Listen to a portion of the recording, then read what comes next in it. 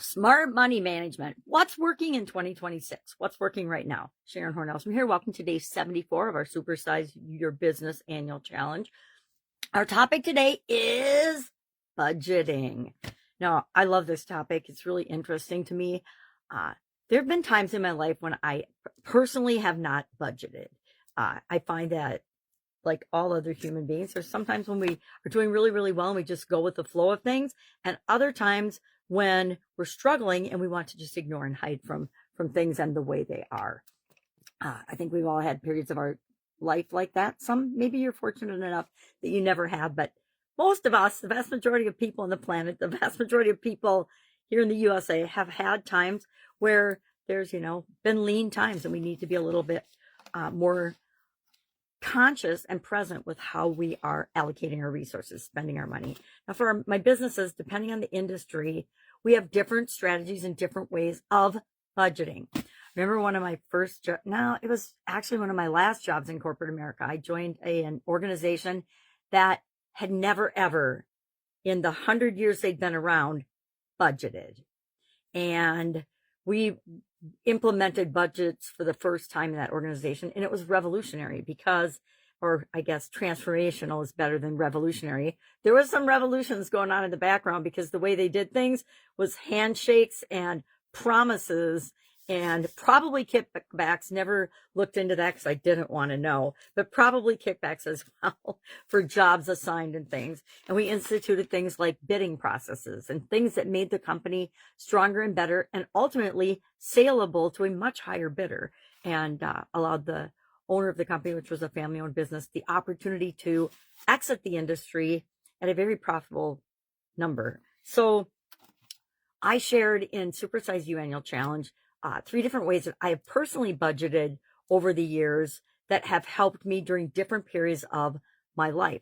And sometimes you can get away with it for 100 years as an organization and not have budgeting.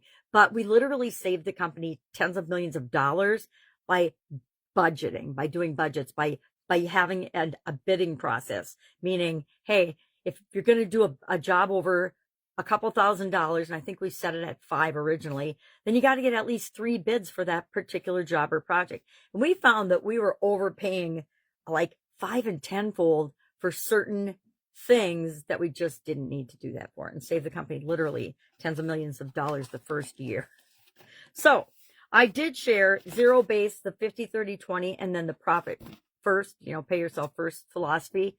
If you want to know anything about those from a personal standpoint, just hit me up and ask, and I can either send you the video from Supersize You Annual Challenge, or we can talk about it.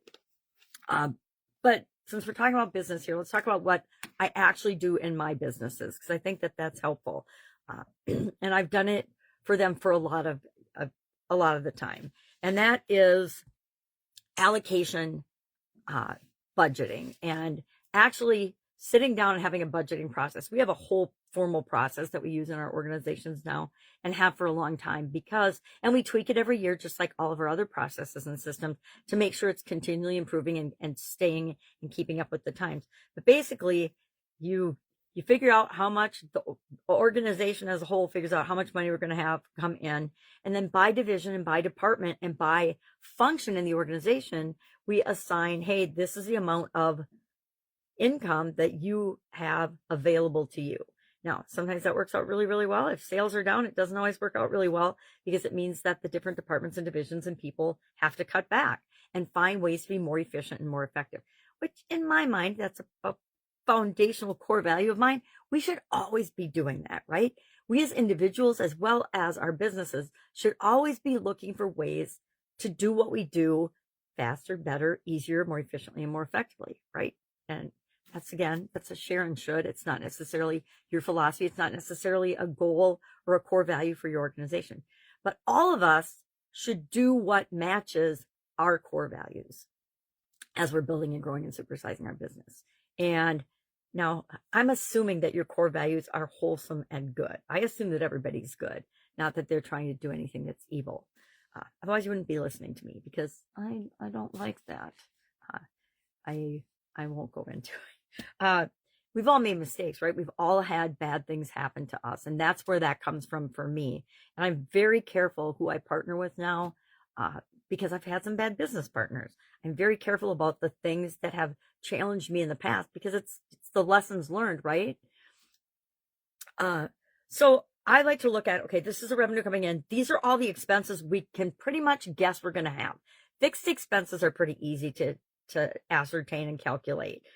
It's the variable expenses that are a little bit more challenging, but it's up to us to do our best in anticipating what those are going to be. And then we track every month against our budget and see how on or off we are. Now, just because you make your budget doesn't mean you're doing a good job, right?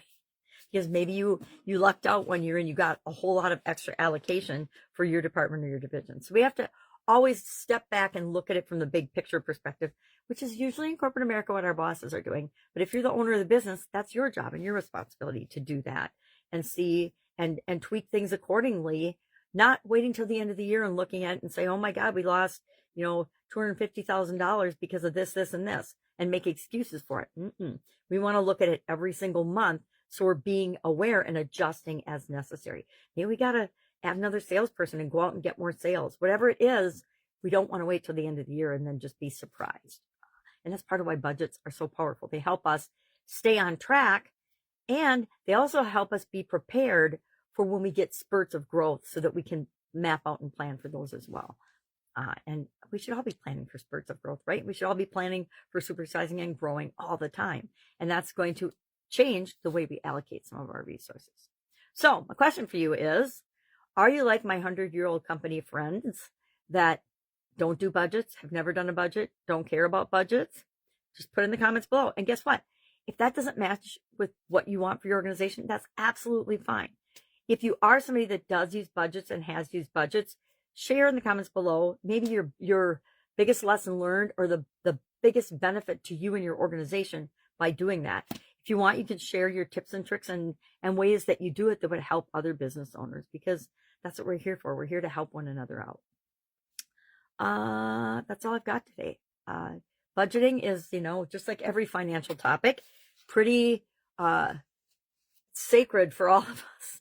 And a lot of people don't even want to talk about it, but I think we need to. And that's why we have the school community available for like-minded people to come together and say, this is what I've been doing. It is not working for me. Does anybody have any help and advice? That's the power of community. All right. If I can help you, ask. Otherwise, have an awesome day, and I'll, of course, be with you tomorrow.